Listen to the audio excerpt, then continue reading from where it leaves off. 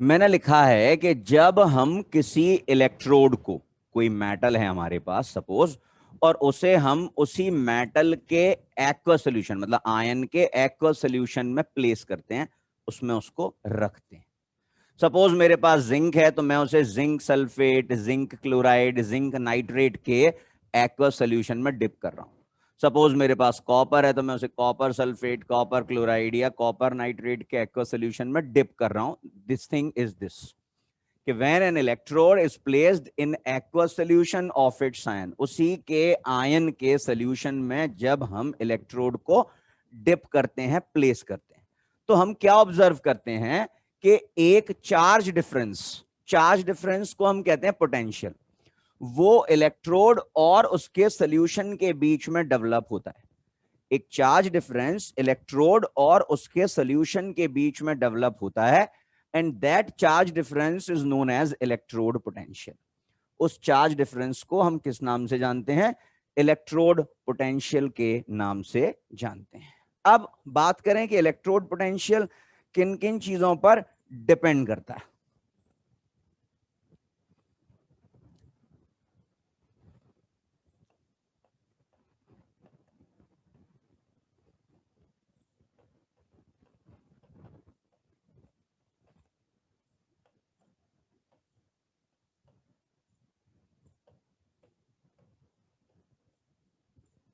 Depends on, number one, nature of electrode.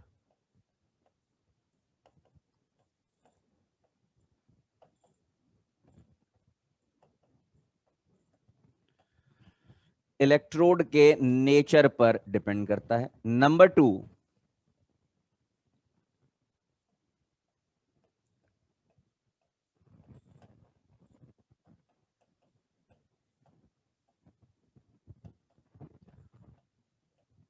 Solution में present ion के concentration पर depend करता है। और नंबर थ्री, हमारा आपका सबका प्यारा टेम्परेचर। मतलब अगर ये नहीं है तो फैक्टर इफेक्टिंग की बात करना ही बेकार है। तो इन तीन चीजों पर निर्भर करता है इलेक्ट्रोड पोटेंशियल। सर कितने प्रकार का होता है? How many type of electrode potential we have to discuss? तो मैं कहूंगा it is of two type.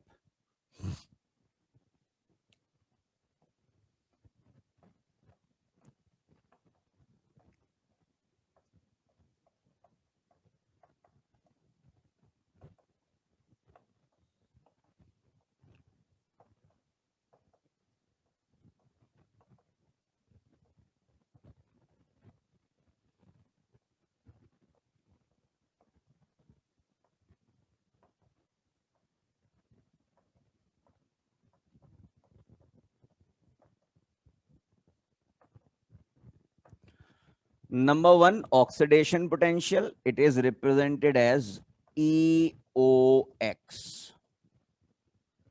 And number two, reduction potential.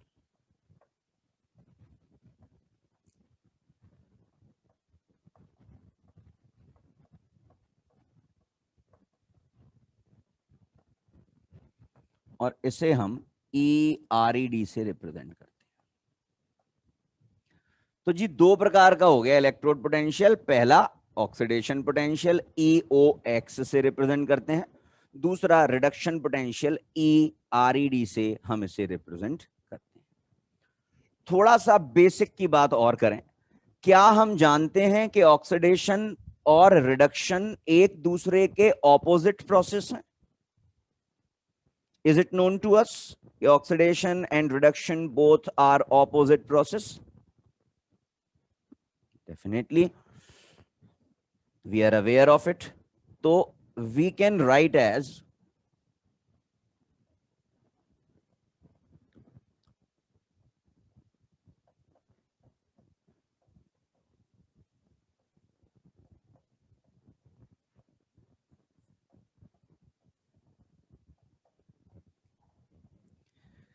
कि अगर मुझे किसी इलेक्ट्रोड का ऑक्सीडेशन पोटेंशियल दे रखा है, अगर मुझे किसी इलेक्ट्रोड का ऑक्सीडेशन पोटेंशियल दे रखा है और मुझे रिक्वायरमेंट है उस इलेक्ट्रोड के रिडक्शन पोटेंशियल की।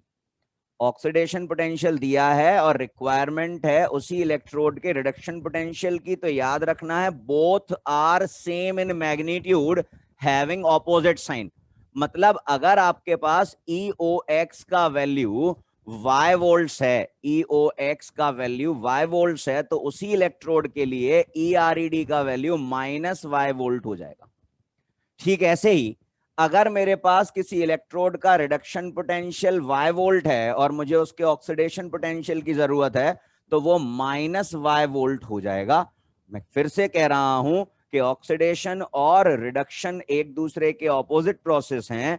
तो जब भी हम किसी इलेक्ट्रोड के ऑक्सीडेशन पोटेंशियल और रिडक्शन पोटेंशियल की बात करेंगे, both have same values in magnitude but having opposite sign।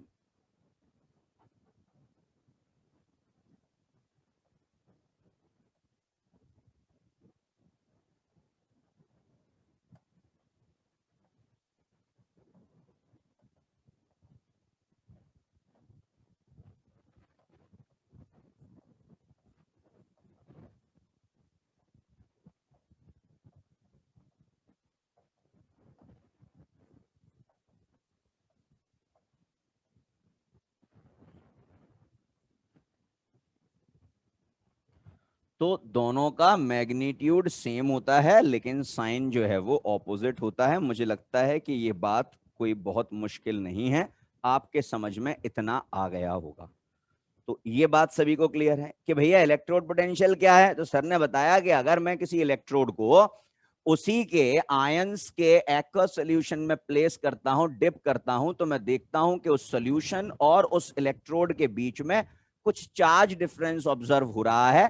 That charge difference is potential और हम उसी को क्या कहते हैं, इलेक्ट्रोड पोटेंशियल कहते हैं, है ना। अगर ये ऑक्सीडेशन हो रहा है वहां पर तो वो ऑक्सीडेशन पोटेंशियल है, और अगर रिडक्शन हो रहा है वहां पर तो वो रिडक्शन पोटेंशियल है। साथ ही हमने बात की कि इलेक्ट्रोड पोटेंशियल तीन चीजों पर डिपेंड करता है, इलेक्ट्रोड के नेचर पर, कॉन्सेंट्रेशन ऑफ आयन पर और टेम्परेचर पर।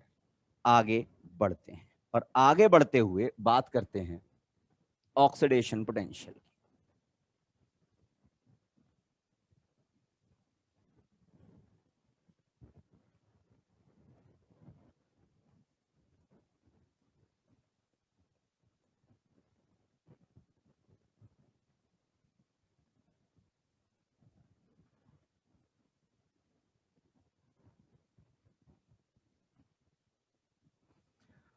मजा आ जाएगा,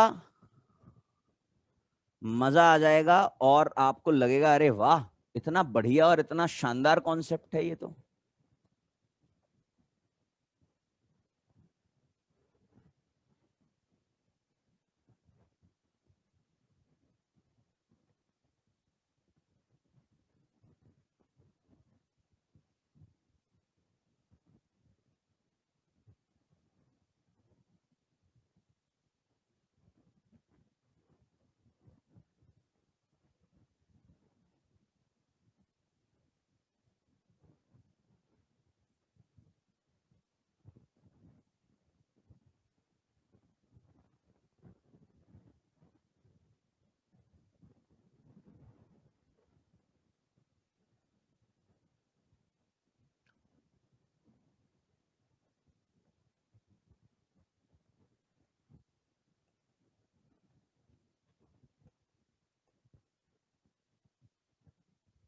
हमने क्या किया, एक मेटल है और उस मेटल को हमने उसी के आयन के एक्वस सॉल्यूशन में डिप कर दिया। एग्जाम्पल ले रहे हैं, चूंकि हम इलेक्ट्रोकेमिकल सेल में एनोड जो ले रहे थे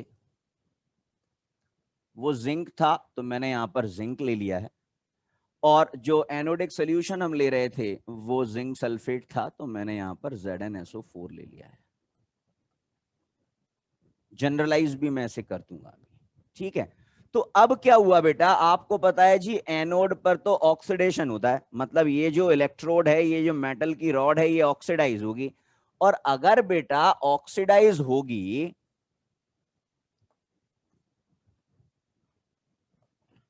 तो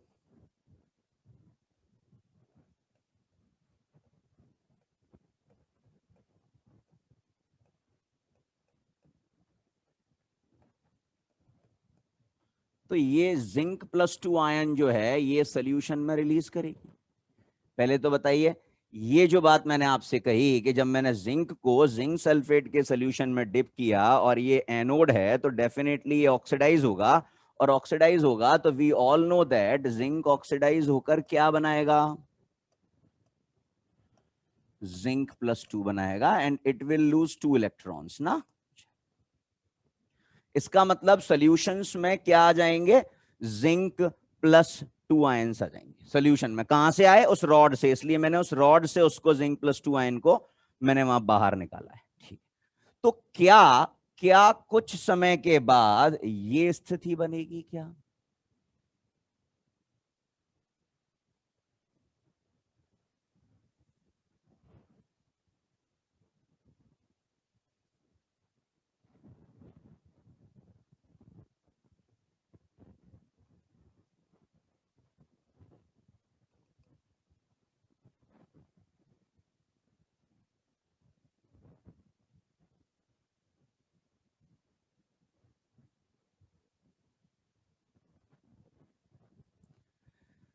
क्या आपको डायग्राम में कोई अंतर दिख रहा है, is there any difference in both these diagrams, क्या है वो अंतर बेटा। यस, हम देख रहे हैं कि ये जो जिंक का रॉड हमारे पास था ये आफ्टर ऑक्सीडेशन क्या होता जा रहा है, कोरोड होता जा रहा है, थिन होता जा रहा है। सही बात है, सहमत है इस बात से। रॉड जो है वो पतला होता जा रहा है, उसका कोरोजन होता जा रहा है। क्यों होता जा रहा है, क्योंकि ये सॉल्यूशन में जिंक प्लस 2 आयन हमको दे रहा है।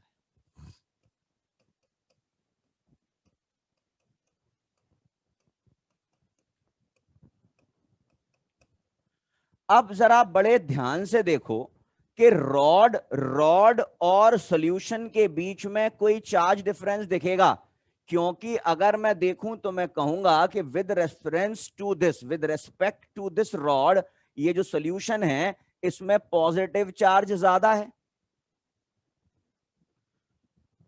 क्या अब सॉल्यूशन में पॉजिटिव चार्ज ज्यादा आ गया है, भाई जिंक प्लस 2 आयन पहले से ही प्रेजेंट थे, लेकिन जिंक ने अपना ऑक्सीडेशन कर कर ऑक्सीडाइज होकर उस सॉल्यूशन में जिंक प्लस 2 आयन के कॉन्सेंट्रेशन को और बढ़ा दिया। एम आई राइट?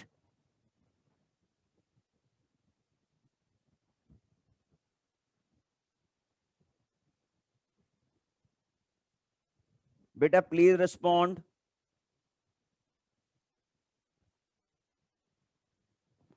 सही बात है।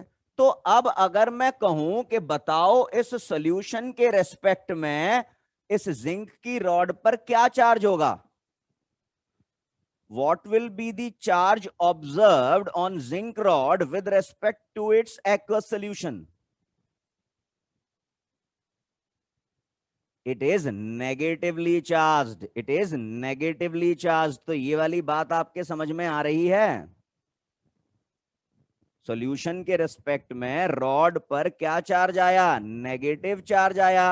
That is why, that is why anode is negatively charged in electrochemical cell. यही वजह है कि एनोड इलेक्ट्रोकेमिकल सेल में नेगेटिवली चार्ज्ड होता है। जल्दी से बताओ ये कॉन्सेप्ट समझ में आया या नहीं।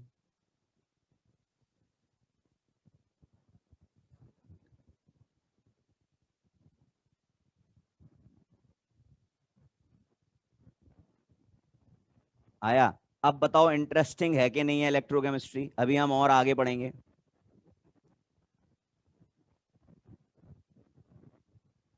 मतलब लॉजिकल बात कर रहे हैं, लॉजिकल बात कर रहे हैं, बस फिर फॉर्मूले में वैल्यू पुट करना है। एक बार लास्ट और बता रहा हूं, एक बार लास्ट और बता रहा हूं, ध्यान से समझने की कोशिश करना। जब मैंने जिंक के रॉड को उसके एक्वस सॉल्यूशन यानी कि जिंक सल्फेट के सॉल्यूशन में क्या किया है, डिप किया है, तो मैंने कहा भैया ऑक्सीडेशन पोटेंशियल की बात कर रहा हूं, मतलब this is anode and this is the anodic solution. तो स्वाभाविक सी बात है एनोड क्या होगा, एनोड होगा ऑक्सीडाइज। एनोड क्या होगा, एनोड होगा ऑक्सीडाइज, ऑक्सीडाइज होगा तो मुझे पता है कि जिंक आफ्टर ऑक्सीडेशन क्या फॉर्म करता है, जिंक प्लस 2 आयन। तो देखिए इस रॉड से जिंक प्लस 2 आयन इस सोल्यूशन में आ रहे हैं, तो इसका अर्थ क्या हो गया, इसका अर्थ हो गया कि सोल्यूशन क्या है, सोल्यूशन हो गया पॉजिटिवली चार्ज, पॉजिटिव चार्ज ज्यादा आ गए। तो अब अगर मैं सोल्यूशन और रॉड के बीच में कंपैरिजन कर रहा हूं, चार्ज का, सॉल्यूशन और रॉड के बीच में चार्ज का कंपैरिजन कर रहा हूं, तो क्या मैं ये नहीं कह सकता कि सॉल्यूशन के रिस्पेक्ट में रॉड पर नेगेटिव चार्ज होगा?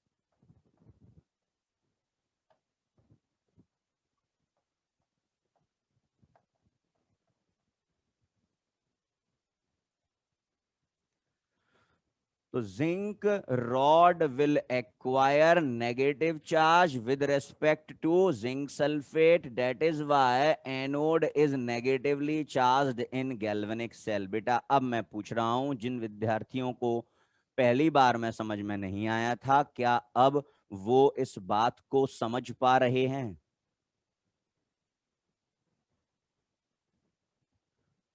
रिस्पॉन्ड तो करना पड़ेगा बेटा। कर पा रहे हैं, है ना, चलो बहुत अच्छी बात है। अब एक और चीज यहां पर मैं देख सकता हूं, चूंकि मेरे पास डायग्राम बना हुआ है, मैं उसे बहुत जल्दी इमेजिन कर लूंगा। सर क्या है वो चीज? बेटा अब क्या होगा, जैसे जैसे ये प्रोसेस चलती रहेगी, वैसे वैसे जिंक की रॉड थिन और थिन होती जाएगी।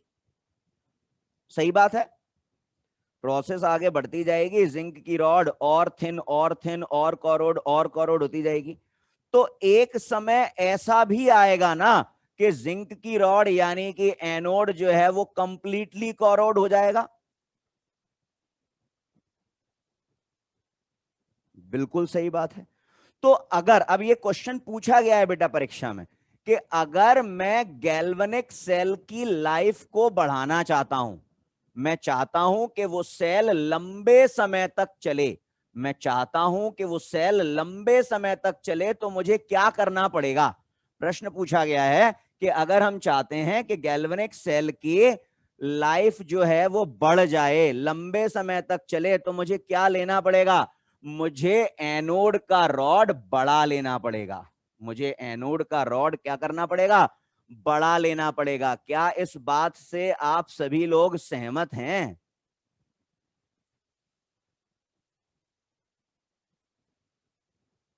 वेरी गुड, लिख देते हैं इसे फटाफट।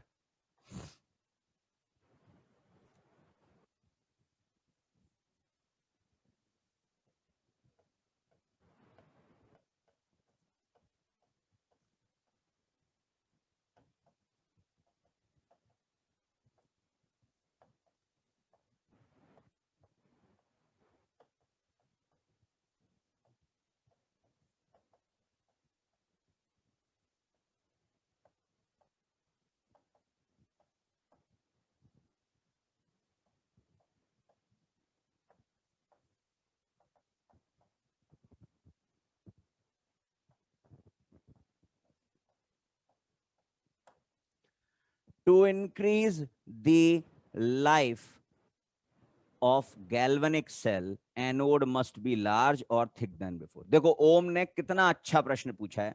सर बड़ी लेंगे तो भी एक टाइम के बाद तो वो खत्म हो ही जाएगी। तो बेटा इस दुनिया में जो आया है उसे तो जाना ही है, लेकिन अगर हमने इस रॉड को बड़ा या थिक ले लिया, तो क्या इसका जीवन थोड़ा बढ़ जाएगा पहले की तुलना में? एक बार आपने ली छोटी रॉड, एक बार आपने ली बड़ी रॉड, खत्म तो दोनों को ही होना है, लेकिन देर से खत्म कौन होगा? बड़ी वाली रॉड। क्यों भैया ओम? तो जाने वाले को कोई रोक सकता है क्या? नहीं रोक सकता, लेकिन हाँ कुछ कम ज्यादा कर सकते हैं। तो हम लाइफ को बढ़ाना चाहते हैं, और लाइफ को बढ़ाने के लिए एनोड हमें क्या लेना पड़ेगा? पहले की तुलना में बड़ा या थिक लेना पड़ेगा। अब ये बात क्लियर है?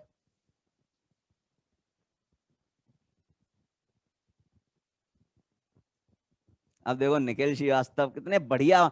सर प्लास्टिक तो कभी खत्म नहीं होती, तो प्लास्टिक अजर अमर है, जिंक अजर अमर नहीं है, हम अजर अमर नहीं है, हमें तो खत्म होना पड़ेगा। ठीक है श्रीवास्तव जी, मतलब मुद्दे की बात जो समझा रहे हैं वो नहीं समझनी है। और सर प्लास्टिक तो खत्म ही नहीं होती है।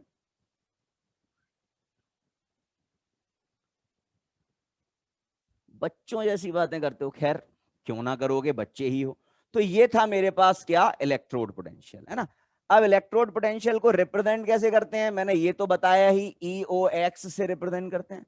इसके रिप्रेजेंटेशन का एक और तरीका है।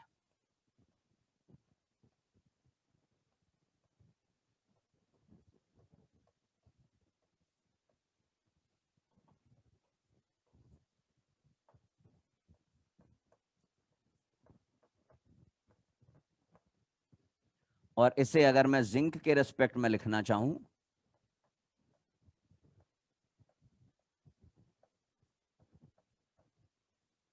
तो मैं उसे ऐसा लिख सकता हूं। मतलब अगर ईओ एक्स दिया है तब तो आप पहचान ही जाओगे कि ईओ एक्स है।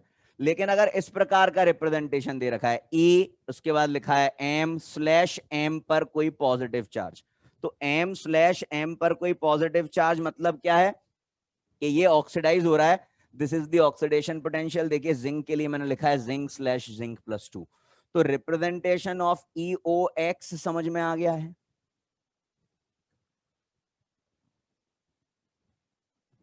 इस प्रकार हमें लिखा दे सकता है क्वेश्चंस में। चलिए आगे बढ़ सकते हैं। ऑक्सीडेशन पोटेंशियल में अगर कोई डाउट है तो बेटे प्लीज आस्क। मतलब मैंने हर वो चीज बताई है जिसमें कंफ्यूजन हो सकता है, लेकिन अब नहीं होना चाहिए, लेकिन फिर भी अगर है तो प्लीज पूछिए। प्लास्टिक प्लास्टिक मत पूछना यार।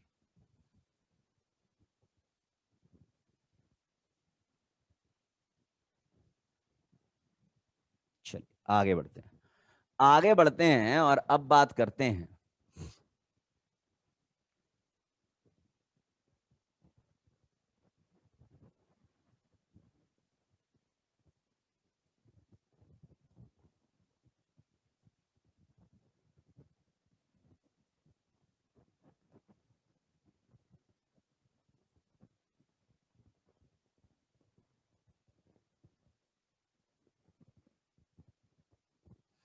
रिडक्शन पोटेंशियल की, जिसे हम जिसे हम क्या कर रहे हैं? ई आर ई डी से रिप्रेजेंट कर रहे हैं।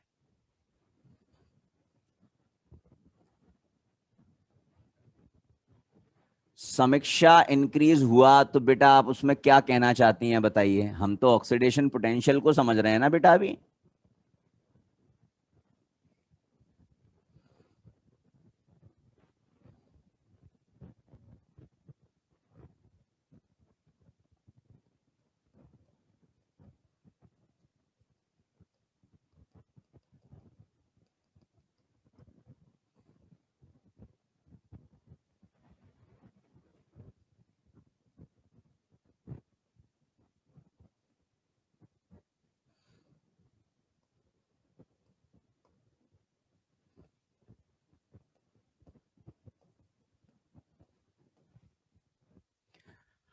अब मैंने क्या किया?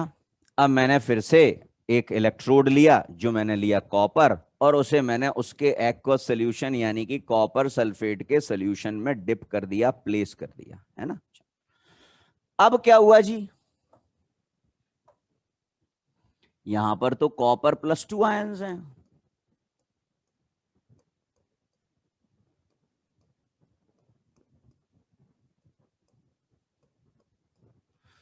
तो अब रिडक्शन हो रहा है, तो रिडक्शन कैसे होता है हमें पता है, कॉपर प्लस 2 आयंस 2 इलेक्ट्रॉन को क्या करेंगे, गेन करेंगे और बनाएंगे कॉपर।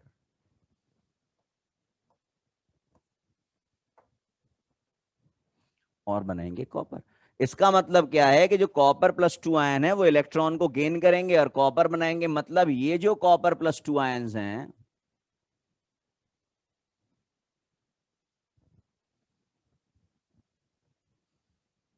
ये कॉपर प्लस 2 आयन अब इस कॉपर की रॉड पर डिपॉजिट होने लगेंगे आफ्टर रिडक्शन।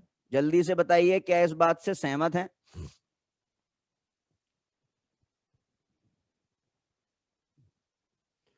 क्या होगा?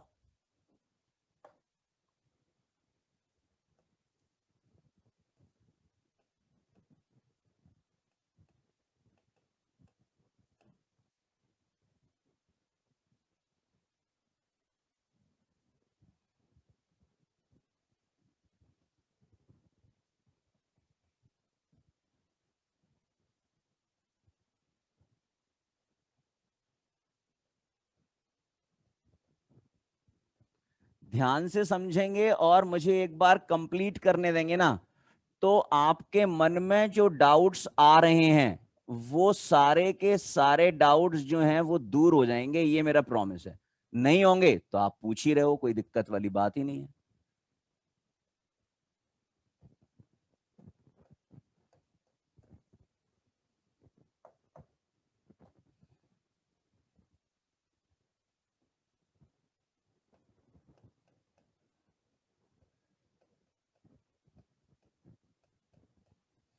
क्या कोई अंतर दिख रहा है दोनों चित्रों में?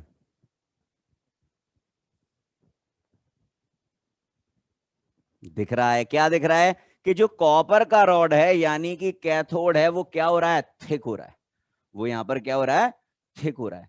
क्या मैं ये कह सकता हूं, क्या मैं ये कह सकता हूं कि now this rod of copper will acquire a positive charge with respect to this solution? Cathode की रॉड अपने सोल्यूशन के रेस्पेक्ट में क्या हो गई है, पॉजिटिवली चार्ज हो गई है। सहमत हैं इस बात से सभी लोग? चलिए बहुत बढ़िया।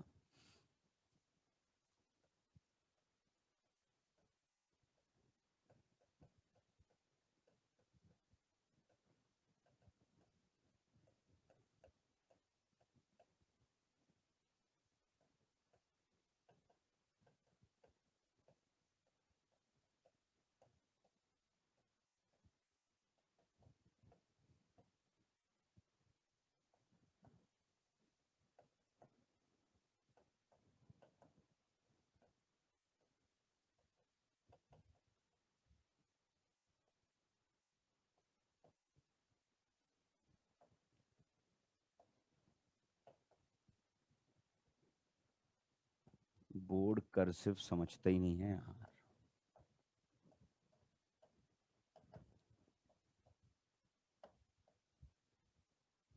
तो copper rod will acquire positive charge with respect to solution, that's why cathode is positively charged in galvanic cell.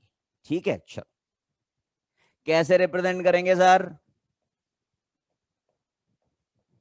E R E D से तो करते ही हैं।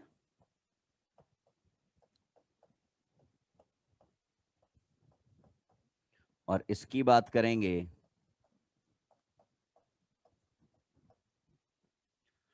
तो ऐसे रिप्रेजेंट करेंगे। देखिए जरा, रिप्रेजेंटेशन में किसी को कोई समस्या है?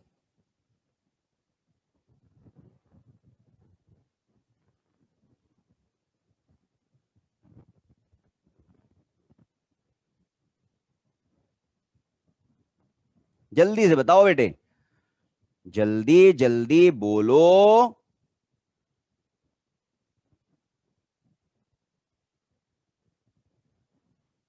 नहीं है, है ना? चलो अब देखो, एक बड़ा ही अच्छा प्रश्न आया था एक विद्यार्थी के द्वारा।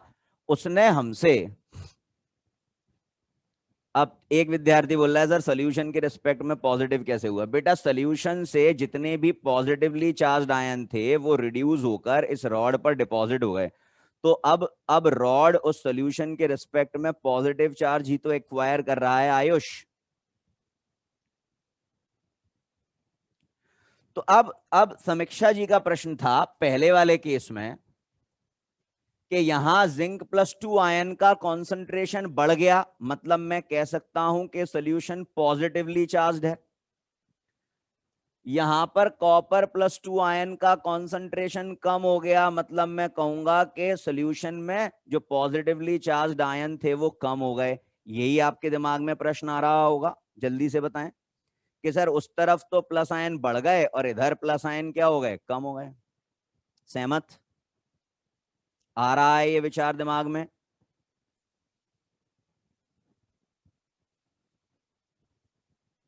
सोचो आराम से। मतलब मैं चाहता हूं कि आज जब ये लेक्चर खत्म हो, इलेक्ट्रोड पोटेंशियल टॉपिक खत्म हो, सब टॉपिक खत्म हो, तो आपके दिमाग में चलना चाहिए यार ये बिल्कुल समा गया है, एब्जॉर्ब हो गया है। तो तुमको ध्यान है कि पिछले क्लास में जब हमने गैल्वेनिक सेल पढ़ा था तो दोनों एनोड और कैथोडिक सॉल्यूशंस जो थे, जो वेसल्स थे, हमने उसमें सॉल्ट ब्रिज लगाया था। ध्यान आ रहा है क्या बेटे? सॉल्ट ब्रिज जैसी कोई चीज याद आ रही है? और हमने सॉल्ट ब्रिज का फंक्शन क्या बताया था? To make both the solution neutral simultaneously, कि वो दोनों सोल्यूशन को साइमल्टेनियसली न्यूट्रल बनाता है। तो जरूरत क्या पड़ रही थी? जरूरत क्या पड़ रही थी न्यूट्रल बनाने की? ये जरूरत पड़ रही थी कि जब मैं देख रहा हूं एनोडिक हाफ सेल में, तो मैं देख रहा हूं कि प्लस आयंस का कॉन्सेंट्रेशन ज्यादा है, मतलब सोल्यूशन पॉजिटिवली चार्ज है। और जब मैं देख रहा हूं यहां पर रिडक्शन पोटेंशियल में, यानी कि कैथोडिक सॉल्यूशन में, तो मैं देख रहा हूं +2 आयंस कम है। तभी ना वो अपने रेस्पेक्टिव एनायंस और कैटायंस को कहां पर भेजेगा? रेस्पेक्टिव हाफ सेल्स में। आयनिक मोबिलिटी। समीक्षा, आशा करता हूं ये बात आपके समझ में आ गई होगी।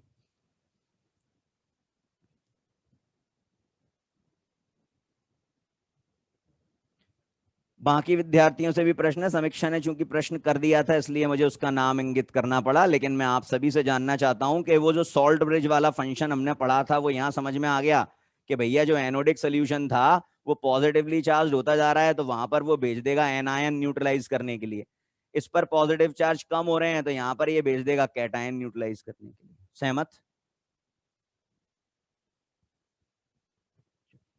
अब देखना फिर से,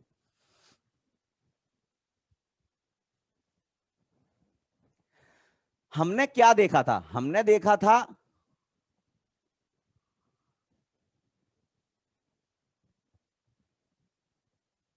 प्रांजल कह रहा है सर ये रॉड तो लाइफ टाइम तक रहेगी। बेटा लाइफ टाइम तक क्या कोई चीज रहती है क्या? समय कम या ज्यादा हो सकता है। अदरवाइज एक बार कोई बैटरी यूज करें तो क्या वो जीवन भर समाप्त होगी? नहीं होगी। तो ये वाला प्रश्न अगर आप ना पूछें तो ज्यादा बेटर है।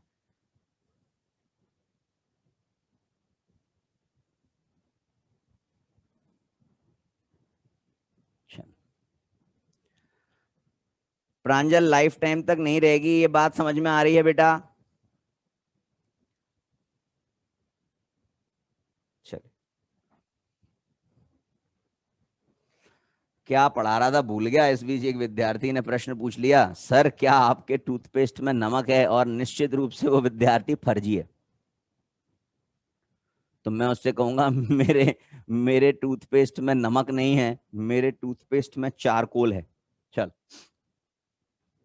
जो बात मैं बताना चाह रहा हूं उसको समझना। हमने क्या देखा था? हमने देखा था कि एनोड पर ऑक्सीडेशन हो रहा था, मतलब वहां से इलेक्ट्रॉन रिलीज हो रहे थे। देखना, जिंक जब ऑक्सीडाइज हुआ, जिंक जब ऑक्सीडाइज हुआ तब उसने जिंक +2 आयन के साथ क्या किए? 2 इलेक्ट्रॉन लूज किए, because oxidation means what? Loss of electron.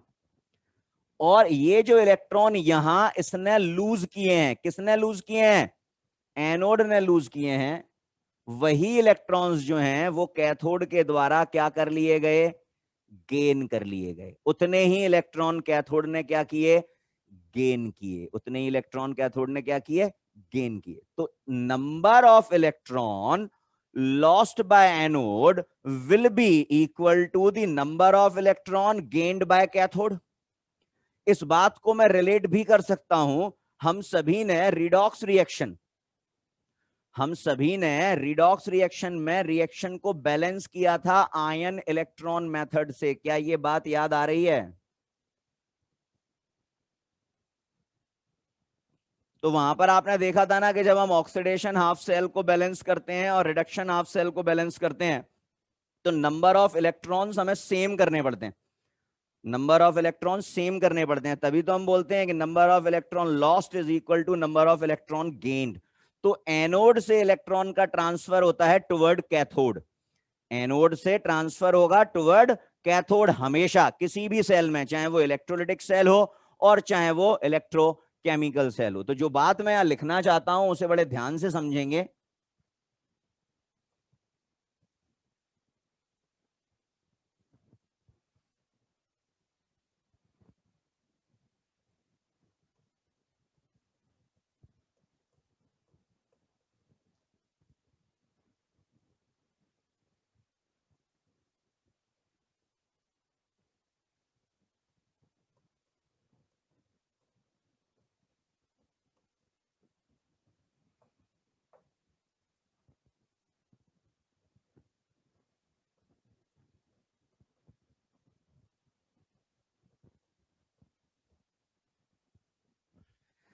कि इलेक्ट्रॉन का फ्लो कहां से कहां हो रहा है? एनोड टू कैथोड हो रहा है। क्या हमें यह बात पता है कि जिस डायरेक्शन में इलेक्ट्रॉन का फ्लो होता है, करंट का फ्लो उसके ऑपोजिट डायरेक्शन में होता है? क्या हम ये बात जानते हैं? इसका मतलब है कि अगर आपसे पूछता है बताओ करंट फ्लो कैसे होगा, तो हम कहेंगे भैया कैथोड से एनोड की तरफ हो। लेकिन ये बात हमें समझनी पड़ेगी, ये बात हमें समझनी पड़ेगी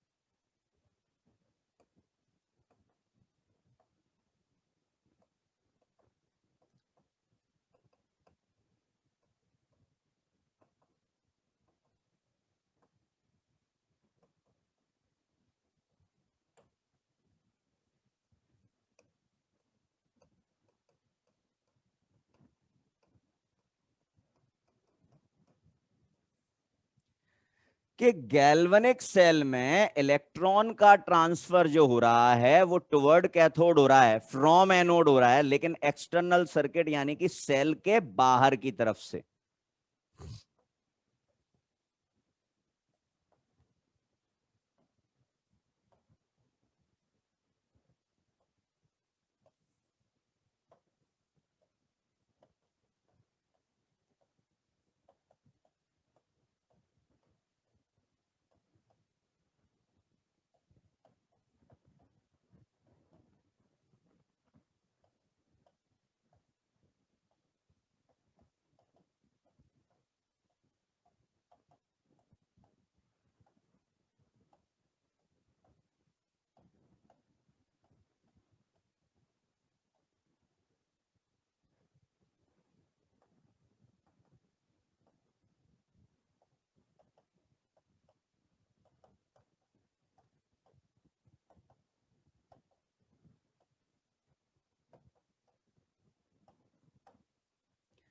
और जो करंट का फ्लो हो रहा है वो उसके ऑपोजिट डायरेक्शन हो रहा है, मतलब toward anode from cathode through external circuit.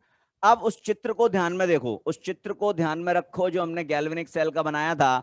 आपको पता है कि दोनों सेल्स को सॉल्ट ब्रिज से जोड़ा था और एक सर्किट हमने बनाया था जिसमें हमने अमीटर लगाया था। ध्यान आ रहा है आपको? जल्दी से बताओ, जल्दी से। तो बस वही एक्सटर्नल सर्किट है, वहीं से करंट और इलेक्ट्रॉन का फ्लो होता है। ये प्रश्न एग्जाम में एज इट इज पूछा जाता है। और मैं आप सभी से अनुरोध करूंगा कि एक्सरसाइज नंबर 1 का क्वेश्चन नंबर 19 और 20 देखें जरा प्लीज। एक्सरसाइज 1 का क्वेश्चन नंबर 19 और 20 देखें। सभी ने मॉड्यूल निकाल लिया है?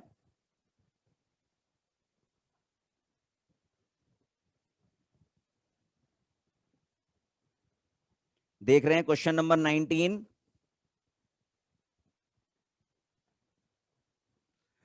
देखिए बोल रहे हैं इन द गैल्वेनिक सेल, उसने अब रिप्रेजेंटेशन दिया है कॉपर और सिल्वर का। तो जल्दी से बताओ इस रिप्रेजेंटेशन में कॉपर क्या है, एनोड है या कैथोड है?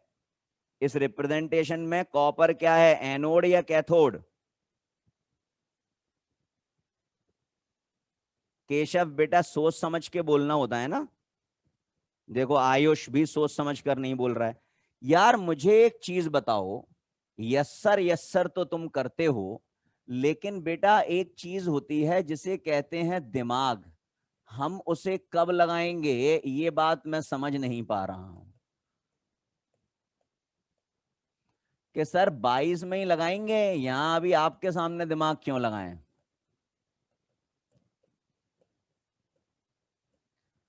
क्योंकि सर अभी तो खर्च हो जाएगा हमारा दिमाग। ये रिप्रेजेंटेशन बताया था क्या मैंने कभी भूतकाल में? तो इससे ही कंपेयर करना है ना बेटा, इससे ही कंपेयर करना है, क्योंकि वैसे तो हम बता नहीं पाएंगे। तो हमारे लेफ्ट हैंड साइड पर क्या होता है, एनोड होता है कि कैथोड होता है? तो कॉपर यहां पर क्या है, what is copper here? Copper anode हो गया ना, और सिल्वर क्या हो गया, सिल्वर कैथोड हो गया। Copper is anode and silver is cathode, ये वाली बात समझ में आ गई है बेटा?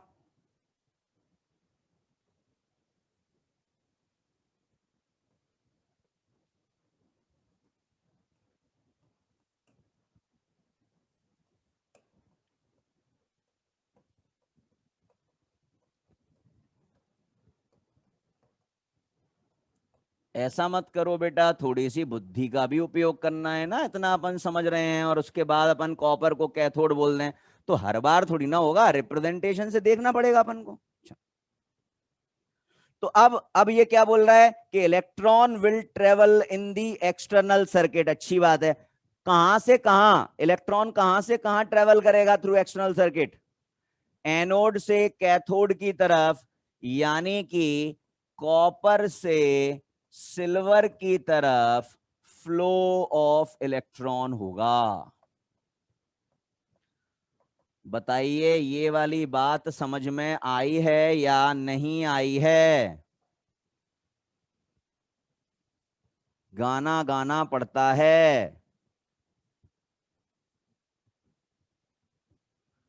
तो बताओ कठिन जैसा कुछ है क्या?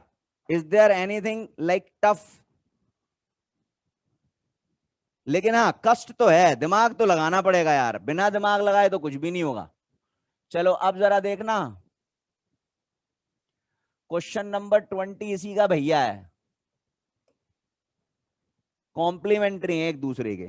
बोल रहा है the direction of current in Daniell cell where zinc and copper electrode are connected. जल्दी से बताओ 20 का answer. Daniell and galvanic both are same. Very good very good. Current का फ्लो कॉपर से जिंक की तरफ होगा।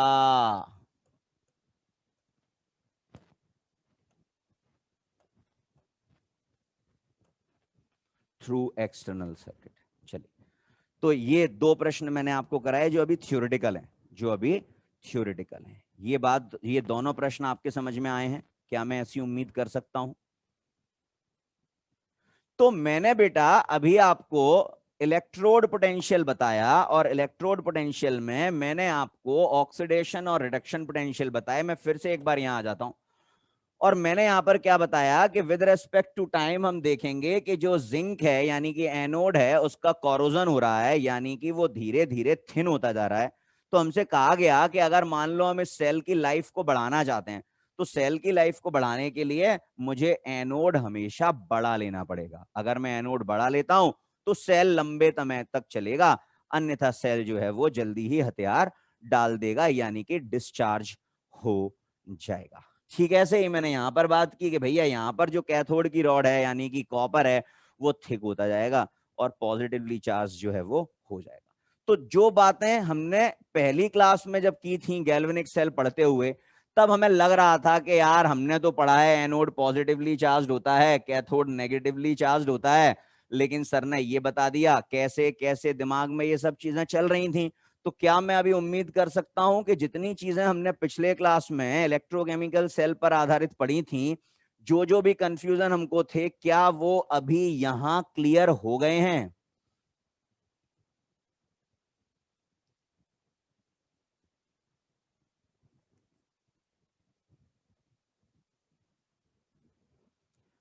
तो यहां तक गैल्वेनिक सेल में मजा आया?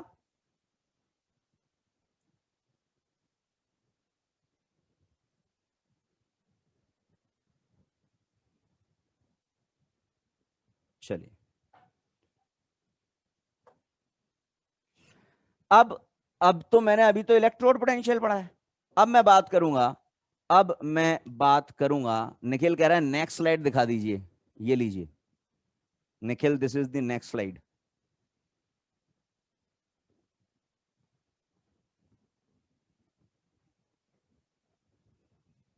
हो गया बेटे?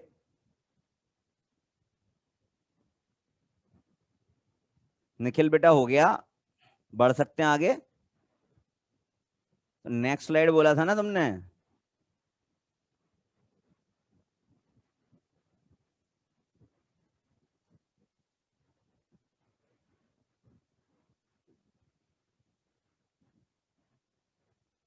तन्मय बेटा मैं आपको ना आखिरी चेतावनी दे रहा हूं, अगर अभी फिजूल के मैसेज किए तो बेटा मुझे तुम्हारे पेरेंट्स से बात करनी पड़ेगी ना। मुद्दे की बात करना, फिजूल की कोई भी चीज मत लिखना। हाँ मतलब हिंदी में बात कर रहा हूं, इंग्लिश मुझे आती नहीं है। मतलब उससे ये होगा कि मैं फिर भविष्य में फर्दर तुम्हारे कोई भी डाउट क्लियर नहीं कर पाऊंगा। तन्मय और तन्मय शुक्ला अलग अलग हैं क्या?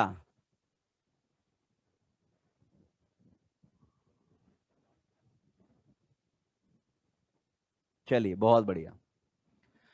अब मैं बात कर रहा हूं सेल पोटेंशियल की।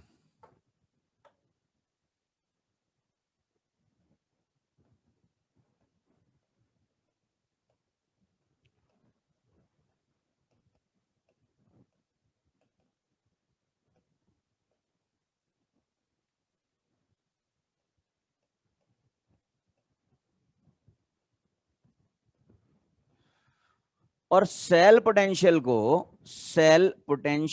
को हम ई सेल से रिप्रेजेंट करते हैं। समीक्षा मिश्रा जी, आप पढ़ाएंगी या मैं पढ़ाऊं?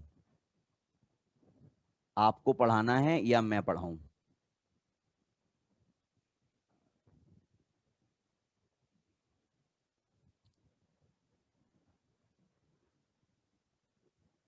तो अगर मैं पढ़ाऊंगा तो मुझे पता है ना बेटा कि कौन सी चीज कब लेनी है, नहीं?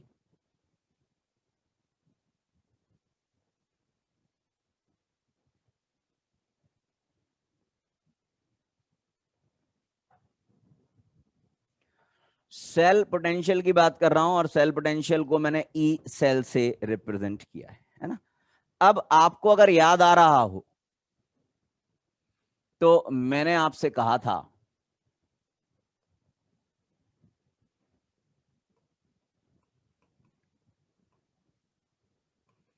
कि एक होती है ऑक्सीडेशन हाफ रिएक्शन,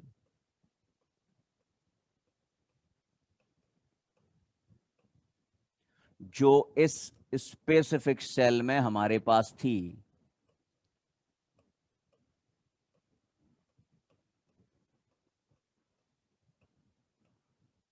ये एक होती है रिडक्शन हाफ रिएक्शन,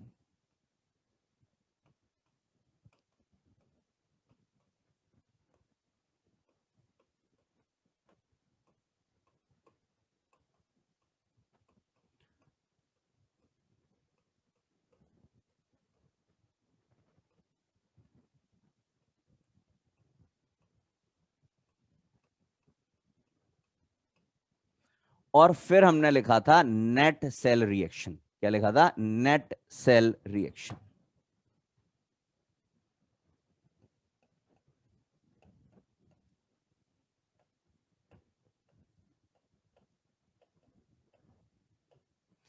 और नेट सेल रिएक्शन में हमने क्या किया था बेटा?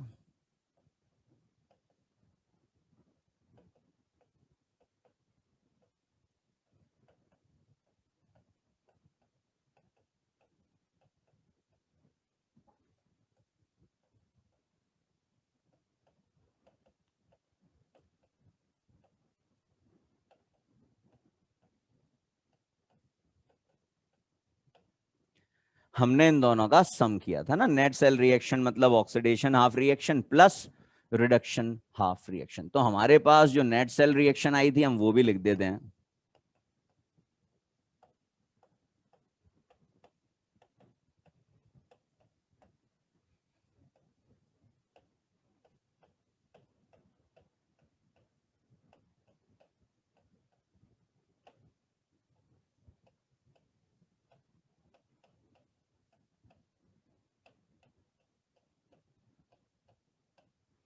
वो हम ये लिख देते हैं। तो यहां से मैं क्या देख पा रहा हूं, यहां से मैं क्या देख पा रहा हूं, बड़े ध्यान से समझिएगा। जब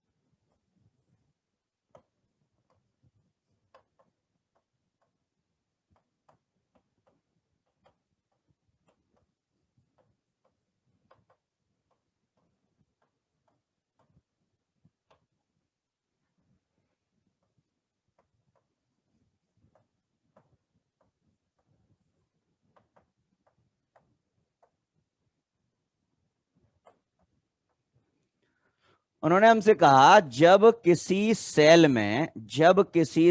में रेस्पेक्टिव इलेक्ट्रोड के ऑक्सीडेशन और रिडक्शन पोटेंशियल दिए हुए हों, जब किसी सेल में रेस्पेक्टिव इलेक्ट्रोड्स के ऑक्सीडेशन और रिडक्शन पोटेंशियल दे रखे हों, तब हमें क्या करना चाहिए? देखें जरा।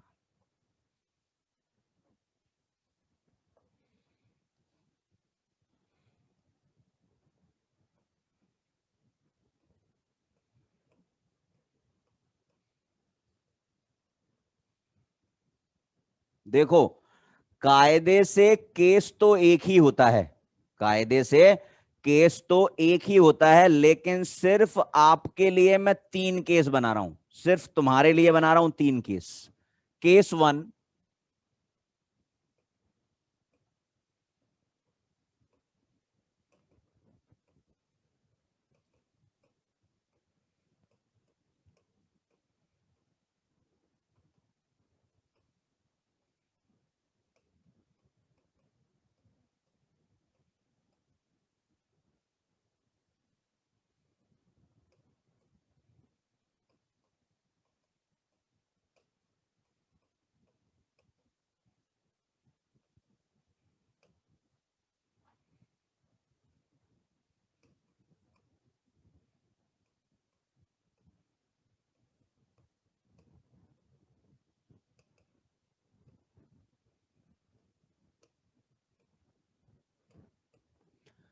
मैंने कहा जब एनोड का ऑक्सीडेशन पोटेंशियल और कैथोड का रिडक्शन पोटेंशियल हमें दे रखा हो,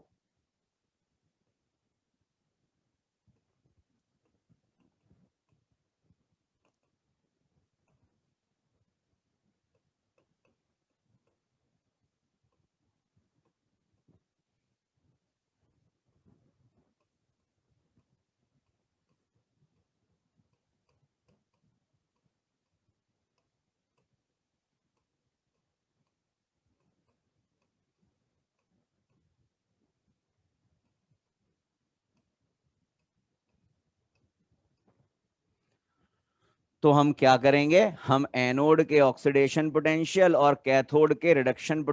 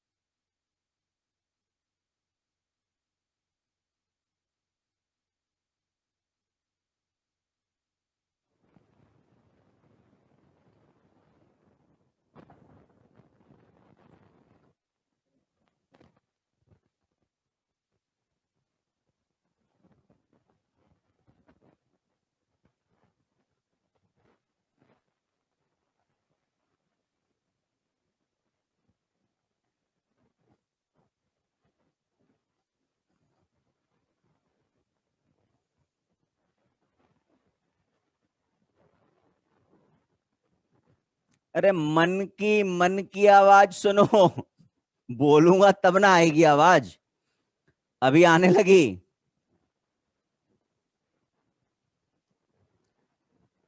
सबर नहीं है, बेसब्रे बच्चे हैं।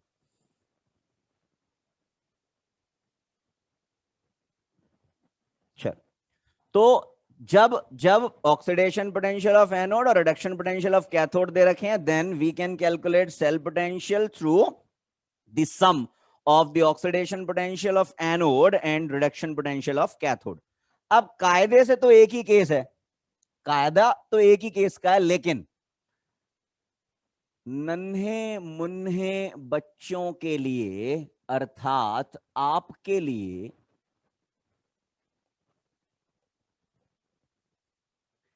मैं दूसरा केस भी लिख रहा हूं।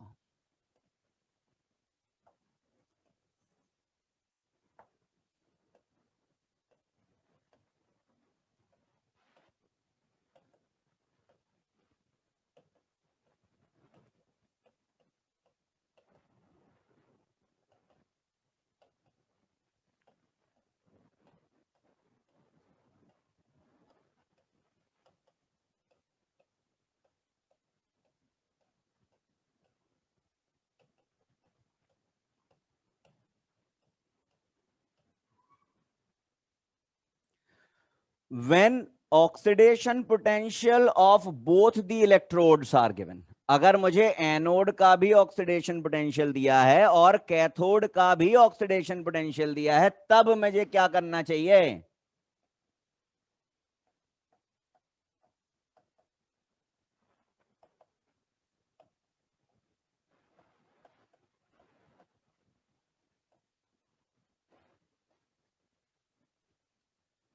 देखना और बताना कि ये वही है या डिफरेंट है।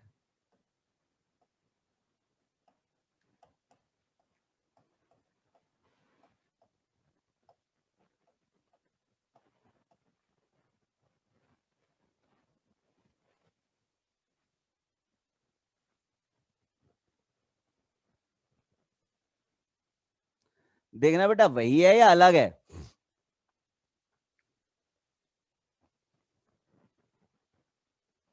वही है, क्योंकि हम सभी जानते हैं कि ई ओ एक्स बराबर माइनस ई आर ई डी, या ई आर ई डी बराबर माइनस ई ओ एक्स। तो देखिए यहां पर वही ई आर ई डी की जगह पर ई ओ एक्स लिख दिया है, लेकिन नेगेटिव साइन के साथ लिख दिया। वही है ना, लेकिन कुछ लोगों को डिफरेंट लग रहा था। बस यही तो था समर्पण मेरा आपके लिए कि नहीं, केस 1 ही बताऊंगा केवल, तो केस 2 और केस 3 में आप हमेशा गड़बड़ कर सकते हैं। कितना सोचता हूं मैं आपके बारे में, लेकिन आप नहीं सोचते मेरे बारे में। बताओ सोचता हूं कि नहीं सोचता?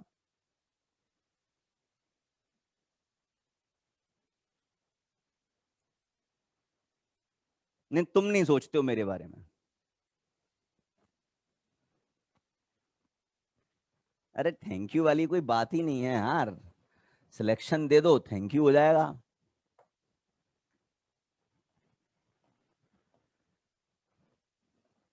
सिलेक्शन जिस दिन आपका हो गया, मैं मान लूंगा कि आपने मुझे थैंक यू बोल दिया।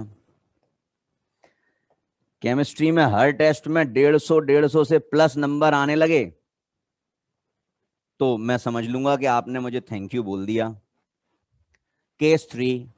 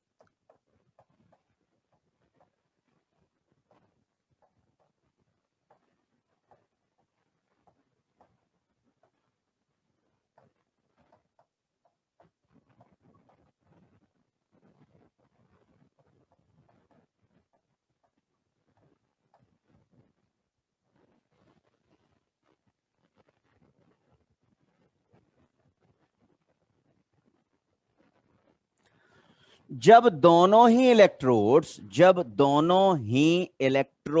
के रिडक्शन पोटेंशियल दे रखे हों, जब दोनों ही इलेक्ट्रोड्स के रिडक्शन पोटेंशियल दे रखे हों, तब सेल पोटेंशियल कैसे कैलकुलेट करते हैं?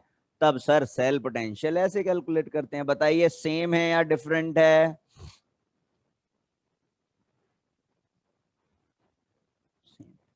ये केस मैंने आपको दिए। अब यहां पर बेटा फिर से उस चीज की आवश्यकता पड़ेगी जिसे हम कहते हैं दिमाग। किस चीज की आवश्यकता पड़ेगी? उस चीज की आवश्यकता पड़ेगी जिसे हम कहते हैं दिमाग। तो दिमाग जिसे हम कहते हैं, कर सकते हैं क्या? हाँ बिल्कुल कर सकते हैं, समय है उपयोग किया जावे। अब बेटा ये जो मैंने आपको अभी बताया सेल पोटेंशियल, ये सेल पोटेंशियल हम गैल्वेनिक सेल में दो तरीके से कैलकुलेट करते हैं। दो तरीके से कैलकुलेट करते हैं। एक कब? जब हमें रेस्पेक्टिव इलेक्ट्रोड्स के इलेक्ट्रोड पोटेंशियल दे रखे हों, जैसे ये केस है। अगर उन्होंने हमें एनोडिक और कैथोडिक सोल्यूशन, एनोडिक और कैथोडिक सॉल्यूशंस के क्या दे रखे हों, कॉन्सेंट्रेशन दे रखे हों, तब हम जो सेल पोटेंशियल कैलकुलेट करते हैं ना बेटे, वो सेल पोटेंशियल हम कैलकुलेट करते हैं नन्स इक्वेशन से, जो अभी हम आगे पढ़ेंगे। नन्स इक्वेशन से जो अभी हम आगे पढ़ेंगे। लेकिन यही मुझे आपको स्टैंडर्ड इलेक्ट्रोड पोटेंशियल बताना है।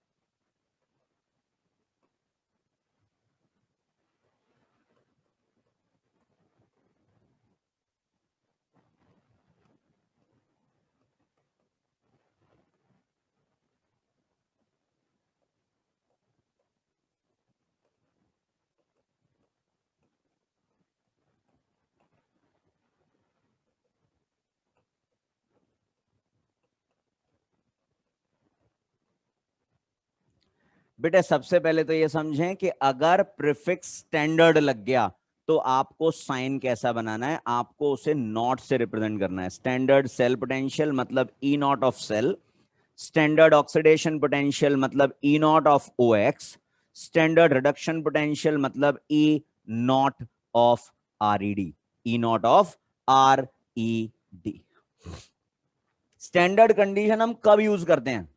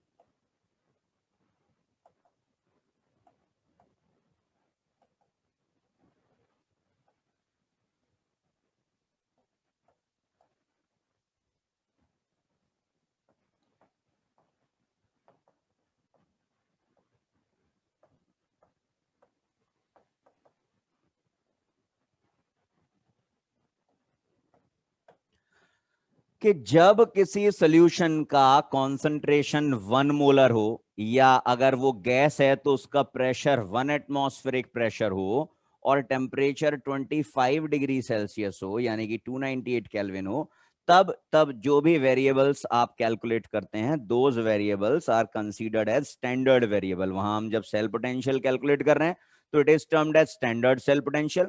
ऑक्सीडेशन पोटेंशियल कैलकुलेट कर रहे हैं, then it is termed as standard oxidation potential. और रिडक्शन पोटेंशियल अगर हम कैलकुलेट कर रहे हैं, then it is termed as standard reduction potential. बेटा ये बात सभी के समझ में आ गई है? केसेस वही हैं, ऑल केसेस आर सेम।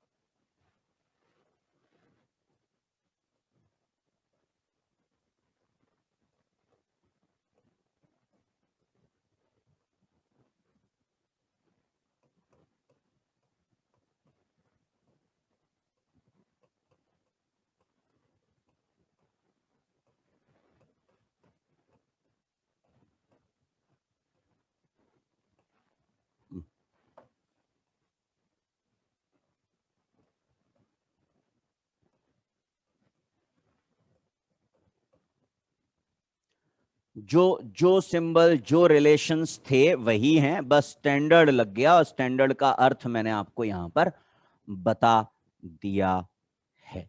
अब इसके आगे हम बात करेंगे बेटे रेफरेंस इलेक्ट्रोड की और इलेक्ट्रोकेमिकल सीरीज की, रेफरेंस इलेक्ट्रोड और इलेक्ट्रोकेमिकल सीरीज। और उसके बाद हमारी जो अगली क्लास होगी उसमें हम लोग क्वेश्चन सॉल्व करेंगे, है ना। तो अभी तक की क्लास में हमने जो पढ़ा है, क्या आप सभी के समझ में वो बात आ गई है?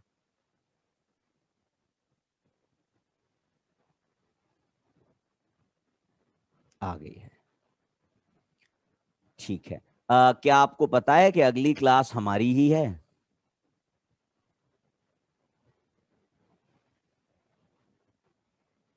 तो अगली क्लास में हम मिलते हैं, और ये बोर्ड वर्क हम आपको अभी सेंड करते हैं। 9:30 बजे हमारी अगली क्लास होगी, उसमें मुलाकात करते हुए इस चैप्टर को आगे बढ़ाएंगे। जब तक के लिए धन्यवाद। सारांश आखिरी मैसेज है ये तुम्हारा, है ना। अब 10:50 तक मैं तुम्हारा कोई दूसरा मैसेज नहीं देखूंगा बेटा। ठीक है बेटा सारांश? ठीक है, चलिए धन्यवाद।